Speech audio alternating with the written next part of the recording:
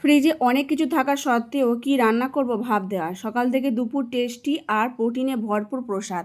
রাধে রাধে বন্ধুরা, কেমন আছো সবাই? আশা করি সবাই ভালো আছো, সুস্থ আছো। সকাল থেকে ব্লগটা শুরু করছি। জয়িতা স্কুল চলে গেছে, আমারও জব, ওদিকে পূজা হয়ে গেছে। এখন চলে এসেছি রান্না করে, ফ্রিজ থেকে আনাজ বার করে নিয়েছি। দেখলাম অনেক বরবটি আছে, অনেক রকমের সবজি আছে, শোলা কচু, পেঁপে ফেপে আছে, ফুলকপিও আছে। তো যাই হোক, সব কি রান্না করব এখন ভাবতে হচ্ছে। তো যেগুলো যেগুলো রাখা যাবে না সেই সব সবজিগুলোই ব্যবহার করব এখন, কেননা শোলা কচুটাও থাকবে, ফুলকপিও থাকবে। তো বরবটিকে বানিয়ে নিলাম, বরবটির ভর্তা করব। একটু সেদ্ধ করে নিলাম, ধুয়ে নিয়ে জলটা ফেলে দেবো, দিয়ে আর একটু ঠান্ডা করে নেবো। ওইদিকে ফুলকপি আর ঢ্যাঁড়স ভাজছি, আনাজ বানাতে বানাতে ভাজতে দিয়েছি। এদিকে আলুটা বানানো হয়নি, আলুটা ধুয়েও আবার ওর মধ্যে দিয়ে দেবো। ফুলকপি, ঢ্যাঁড়স আর আলু ওর সাথে দিয়ে ভাজা হবে। শুকনো লঙ্কা ফোড়ন দিয়েছি, আর এখন নামাবার সময় একটুখানি পোস্ত ছড়িয়ে দেবো।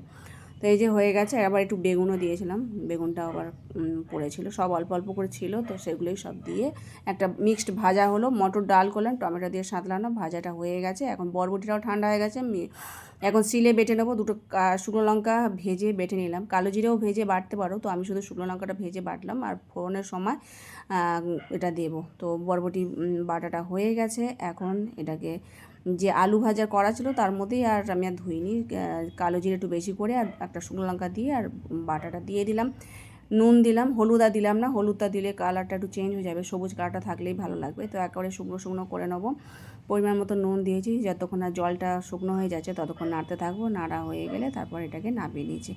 একটু কাঁচা সর্ষের তেল এখন এর উপরে দিয়ে আবার একটু মাখিয়ে নেবো। ব্যাস, এই রান্না বান্না সাদামাটা রান্না হয়েছে। সকালবেলা ভাবছিলাম কী রান্না করব, তো তাই দেখতে দেখতে রান্না কমপ্লিট। তো একবেলার জন্য করেছি, ওবেলা আবার দুপুরবেলা অন্য কিছু করব। লেবু শশা দিয়ে ভগবানকে ভোগ নিবেদন করেছিলাম, আর দেখতে কিন্তু খুব সুন্দর হয়েছে বরবটির ভর্তাটা, তার সাথে ভাজা ডাল। আর কি চাই, গরম গরম এই প্রসাদ লেবু শশা দিয়ে খুব ভালো লাগে। সবার প্রথমে বরবটির ভর্তাটাই প্রসাদ পাচ্ছি লেবু রস দিয়ে।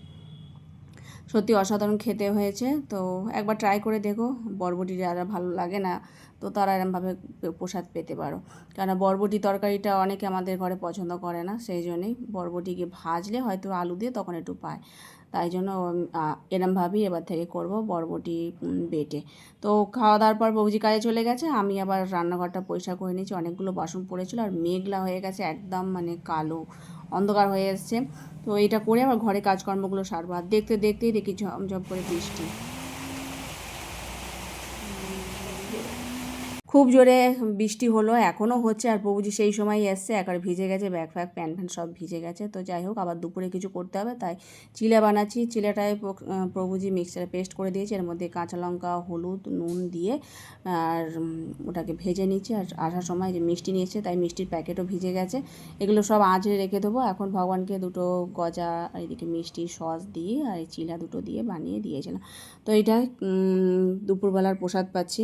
আর এটা তরকারি দিয়েও ভালো লাগে, আবার এমনি সস দিয়েও ভালো লাগে, খুব সুস্বাদু হয়, আবার শরীরের পক্ষে ভালো, প্রোটিনে ভরপুর। অনেক রকম মানে সিট ছিল ঘরে, তো সেইগুলো দিয়ে বানিয়েছি। আর আমার একটু অন্নও নিয়েছিলাম। এই দুপুরে প্রসাদ। আর আজকে আমাদের ভিডিওকে শেষ করছি। হরে কৃষ্ণ।